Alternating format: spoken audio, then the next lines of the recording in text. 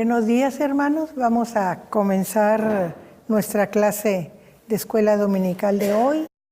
Vamos a continuar con el capítulo 23 de Lucas y vamos a ver los últimos versículos de este capítulo, empezando la lectura en el versículo 48.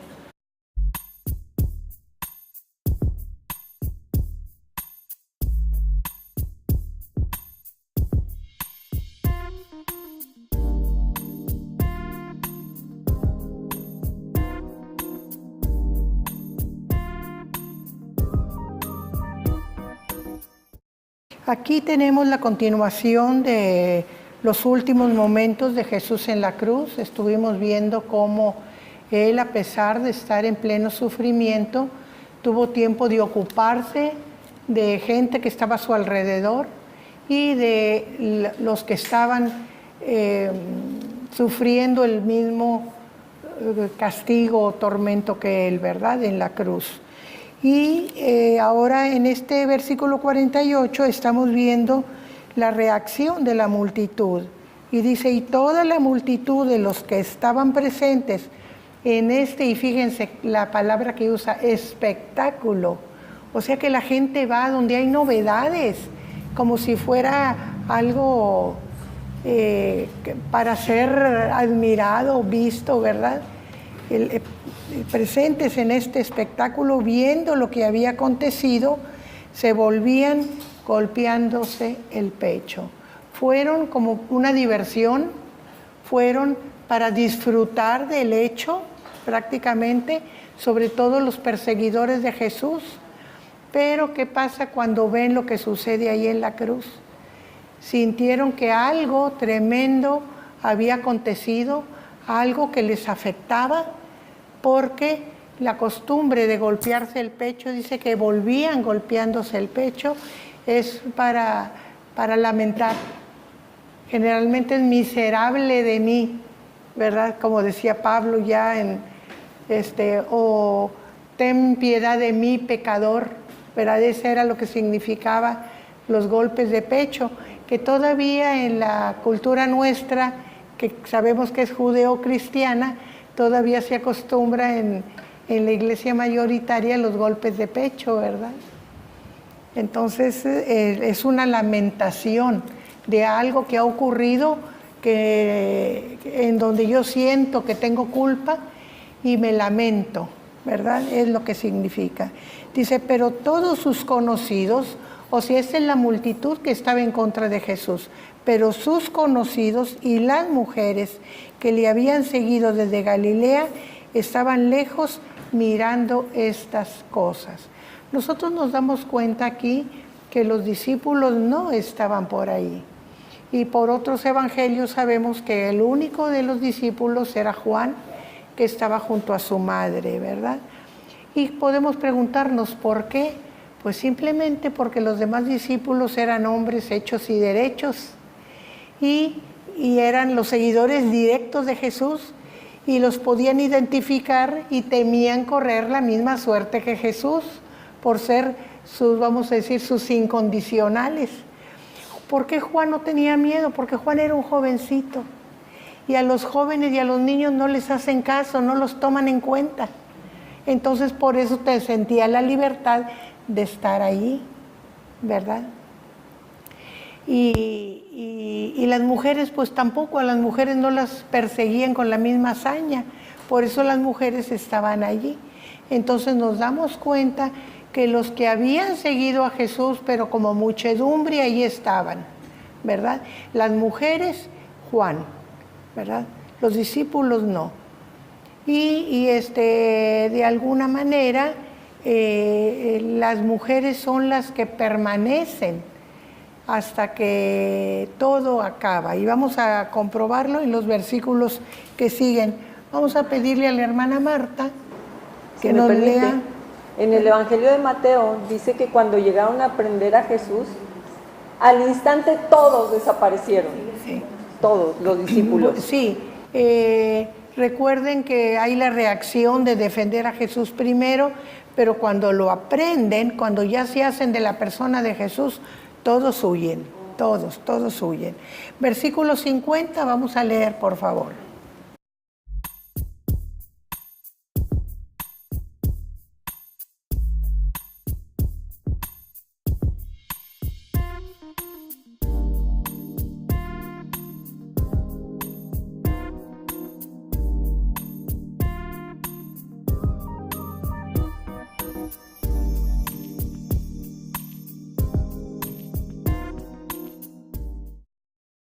Miren, aquí vemos que nos va a describir a un personaje que tiene una importancia especial en la muerte de Jesús, que es José de Arimatea. Arimatea es una población de Judea, ¿verdad? Dice, el cual era miembro del concilio, quiere decir que pertenecía al Sanedrín. ¿Y qué carácter tenía este hombre? Era un varón bueno y justo. Era justo, ¿por qué? Porque era capaz de analizar y de ver las situaciones y actuar con justicia, ¿verdad? No hacerse ni a un lado ni a otro fuera de la línea correcta, y además buscaba la voluntad de Dios, ¿verdad? Por eso era justo. Y también era bueno. ¿Qué quiere decir? Que era de buenos sentimientos, que era compadecido, que era misericordioso, ¿verdad? No nada más era justo, porque hay justos muy duros, ¿verdad? Que son justos pero son duros. Él era bueno, era un varón bueno y justo, ¿verdad? Entonces aun cuando era miembro del Sanedrín, que fue la asamblea o el grupo de autoridad que condenó a Jesús, dice que este señor, este varón, esperaba también el reino de Dios. ¿Qué quiere decir? Que era de los que estaban de acuerdo con lo que predicaba Jesús. El reino de los cielos se ha acercado. Entonces él era de esas personas que estaba convencido de esperando el reino de Dios. Y no había consentido en el acuerdo ni en los hechos del Sanedrín, de ellos, de los que componían el Sanedrín. Entonces, a pesar de que era de ese grupo, sin embargo, no estaba de acuerdo con ellos. Aquí Lucas nada más nos habla de José de Arimatea. Por los otros evangelios sabemos que Nicodemo, que también era parte del Sanedrín, ayuda a José de Arimatea ahí a bajar el cuerpo de Jesús, ¿verdad? Aquí Lucas no lo menciona, ¿verdad? Solamente menciona a José de Arimatea. Y ahí hay sus razones, ¿verdad? De que ponga énfasis especial en él. Entonces, este varón que no estuvo de acuerdo en la condena de Jesús fue a Pilato. Y ir a Pilato, siendo, aunque sea un judío importante, es mucho atrevimiento, porque es el gobierno opresor. Y está una persona del gobierno local sin ninguna, vamos a decir, cosa importante desde el punto de vista de gobierno, ir a presentarse ante la autoridad. Entonces realmente es un atrevimiento y es una valentía, ¿verdad? Y luego el motivo por el que va. Dice que se presentó, fue a Pilato y pidió el cuerpo de Jesús. O sea, de un ajusticiado por la autoridad romana. Aun cuando Pilato había declarado que él no encontraba ninguna culpa en Jesús, sin embargo, era un ajusticiado romano.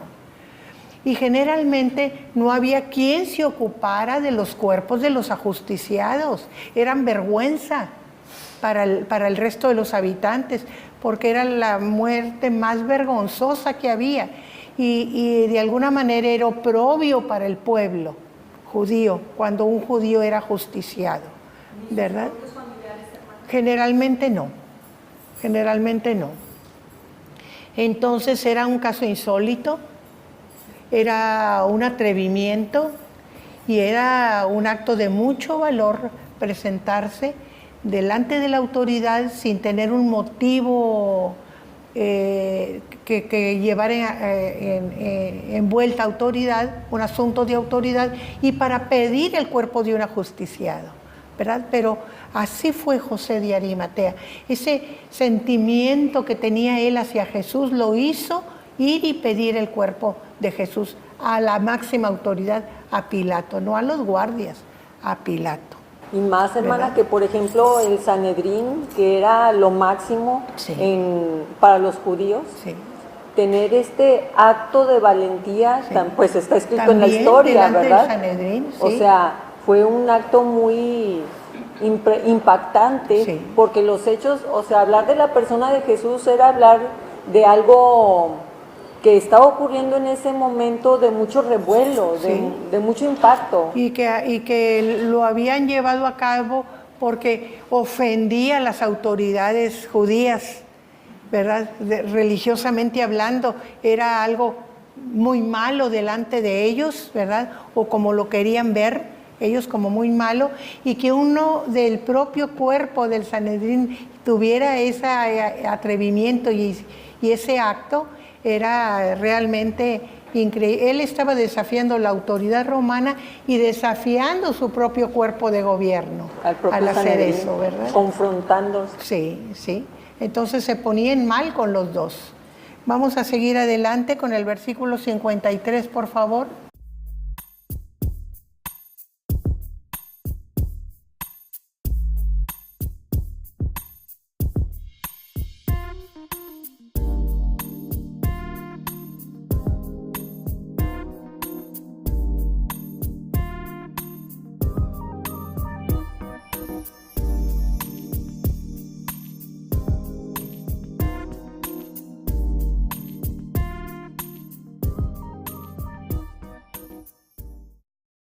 Y entonces dice que José de Arimatea, quitándolo, lo envolvió en una sábana. Era la costumbre judía de sepultar envolviendo, como un sudario, envolviendo el cuerpo en una sábana. Generalmente la sábana era de lino. ¿Por qué de lino? Porque es un material que aguanta más, que es más resistente. Entonces, de esa manera, como que el cuerpo se conservaba unido sin disgregarse en ese material, ¿verdad? Nosotros sabemos que aquí en México, los antiguos habitantes envolvían a sus muertos ¿en qué? En un petate, ¿verdad? Porque también es una fibra que aguanta, ¿verdad? Y de ahí sale ese verbo, ¿verdad? Se petateó, ¿verdad? Para decir se murió, ¿verdad? ¿Por qué? Porque envuelto en un petate, el que lo envuelven en un petate, pues está muerto, ¿verdad? Entonces quise hacer la analogía y la semejanza porque es algo muy parecido. Es un pueblo en tiempos muy antiguos y compararlo con los nuestros también en tiempos antiguos, ¿verdad? Que es una práctica común en los pueblos buscar un material que resista, ¿verdad? Que tengas a la mano y que resista, sí. Hermana, pastor. y estos muertos, volviendo un poquito al pasaje anterior, que nadie reclamaba, Sí. eran echados en una fosa común. Generalmente los dejaban que los devoraran las aves, Ah, ok.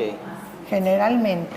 No tenía nada que ver lo que le llaman el Igena, que era una especie de basurero que Sí, continuamente estaba en posiblemente fuego. posiblemente ya cuando estaban descarnados los huesos los quitaban echaban. para volver a usar las cruces, porque las cruces las rehusaban, ¿verdad? Pero generalmente los dejaban ahí a que los devoraran las aves. Esa práctica fue llevada hasta, ustedes no se, quizás se asombren, pero hasta después de la Edad Media en Europa, de colgar los cadáveres en los árboles y dejarlos ahí hasta que se pudrieran y las aves se los devoraran. Era como para amedrentar a la gente a que no cometiera actos delictivos, pero era una cosa horrible, horrible. Hombres y mujeres los colgaban de los árboles, ya muertos, ¿verdad? La muerte que les hubieran dado, pero los colgaban, los que habían ajusticiado, los colgaban de los árboles. Y era también como humillante. Sí, sí, para la persona, sí. Y la familia, sí. Sí. Y no, que en la Edad Media, qué esperanzas que te atrevieras a ir a descolgar a un ajusticiado, ni de chiste, corrías el riesgo de la misma pena, ¿verdad? Aquí el romano era más limpio, era más limpio, ¿verdad? Entonces, y recordemos que el judío procuraba que no hubiera muertos antes de la puesta del sol, porque decían que contaminaban la tierra. Pero como aquí el gobierno es el romano, entonces por eso odiaban tanto al gobierno romano, porque no podían seguir sus prácticas como estaban acostumbrados, con la libertad, ¿verdad? Como eso de que ni un cadáver estuviera a flor de tierra al ponerse el sol, ¿verdad? Pero los romanos llenaban los montes de cruces, todos, carreteras completas llenas de cruces, porque eran muchos los ajusticiados. Entonces, ¿verdad? allá la persona que fallecía era sepultada, sí, inmediatamente. Casi inmediatamente. Inmediatamente, nomás moría y era llevada al sepulcro. Recordemos el caso de Ananías y Zafira, que nomás se murieron y fueron y lo sepultaron, y ya venían de sepultar a Ananías cuando se muere Zafira, y pues otra vez ahí van los que habían sepultado, ¿verdad? Pero inmediatamente hay sus razones. En ese tipo de climas los cuerpos se descomponen muy rápido porque es un calor intenso y húmedo, intensísimo. ¿Por qué húmedo? Pues porque ahí está el río y está evaporando constantemente, ¿verdad? Entonces por eso, imagínense qué tal es la evaporación, que el río siempre está fluyendo y con bastante agua, y el mar muerto nunca se llena. Nunca se llena, siempre tiene espacio para recibir más y más y más agua. ¿Por qué? Porque la evaporación es tremenda por el calor, ¿verdad? Sí. Yo sé que la comunidad judía ahorita, si alguien no falleció, tienen que enterrarlo antes de 24 horas. Sí. Aún, o sea, actualmente. Sí. Es lo que tengo entendido. Ajá. Miren, de eso depende mucho de los climas, las costumbres. Por ejemplo, en Europa se dejan un mes. ¿Cuánto? Un mes.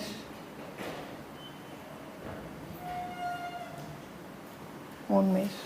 Y en Estados Unidos creo que por ley, por algunas referencias que he tenido de mi esposo, que no entregan los cadáveres hasta una semana después. Por ley. No sé qué razones tengan, pero por eso les digo, depende de las costumbres, depende de los países, depende de la locación de los países, las temperaturas que tienen, ¿verdad? Claro, ahorita hay muchos métodos modernos como es la refrigeración para conservar los cadáveres, pero de todas maneras, expuestos en velación, yo he sabido en Europa se quedan una semana expuestos. Hagan de cuenta que es una reunión social el funeral, que dura una semana.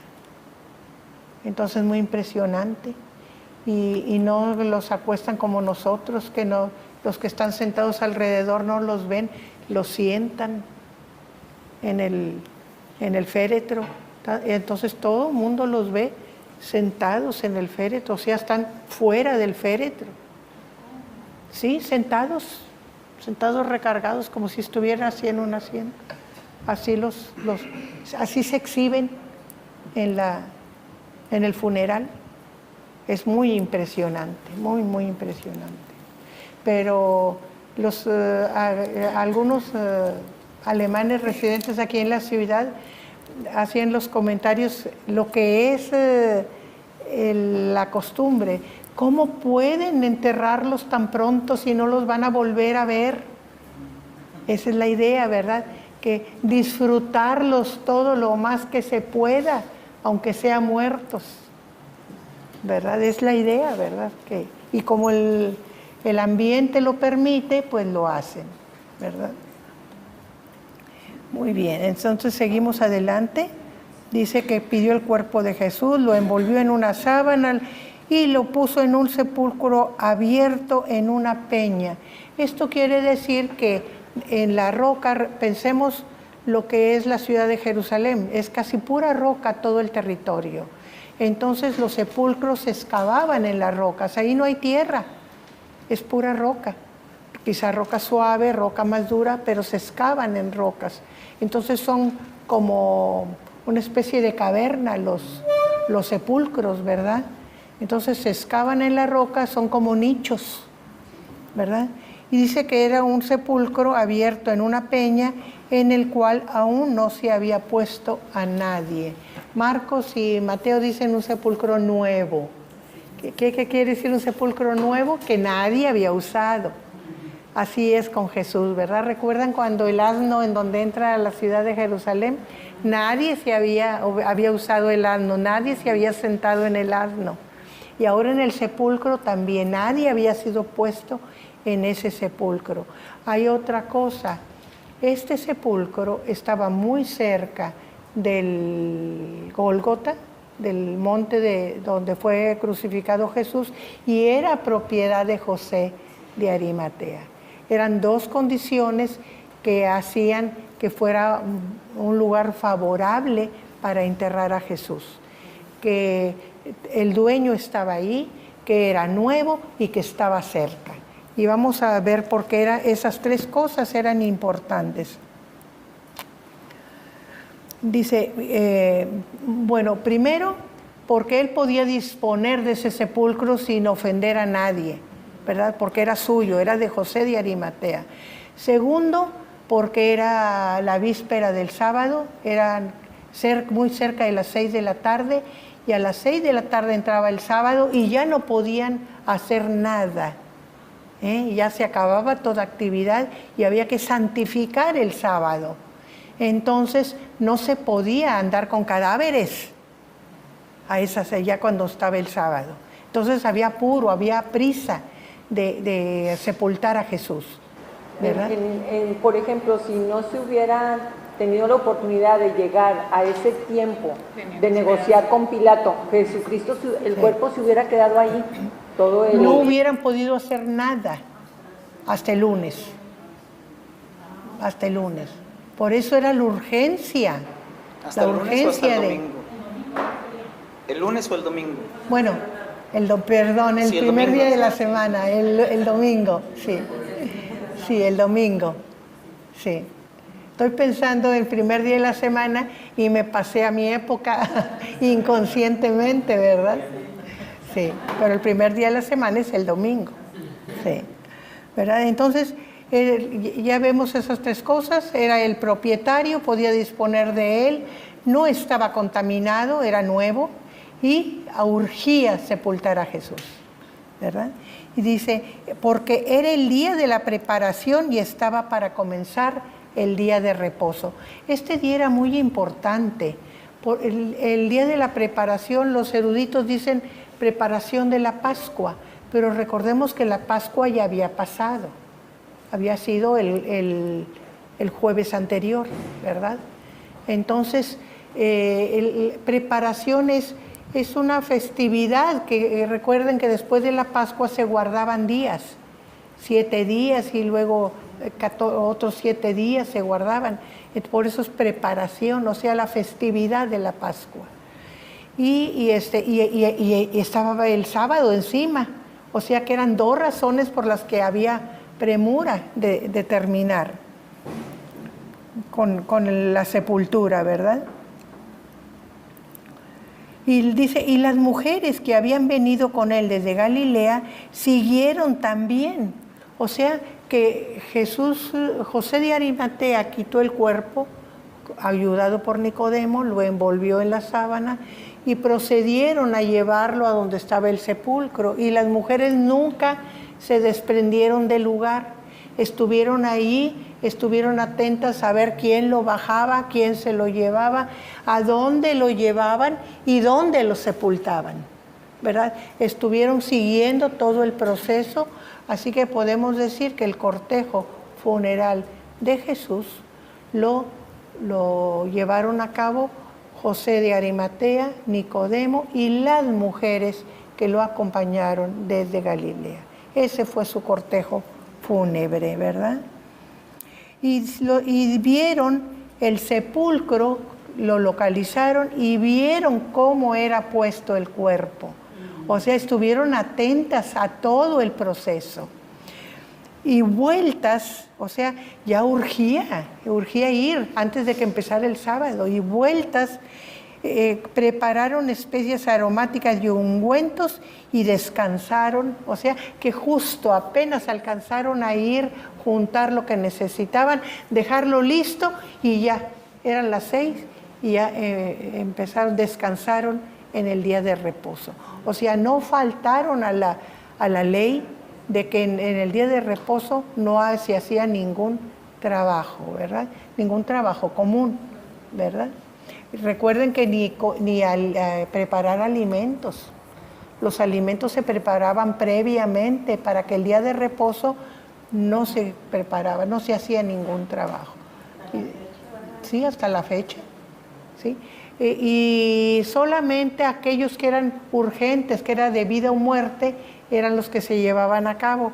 Por ejemplo, como les reclama Jesús, el sacar al buey del pozo para que no se muriera, o el asno, o el animal que caía y que peligraba la vida, eso sí estaba permitido.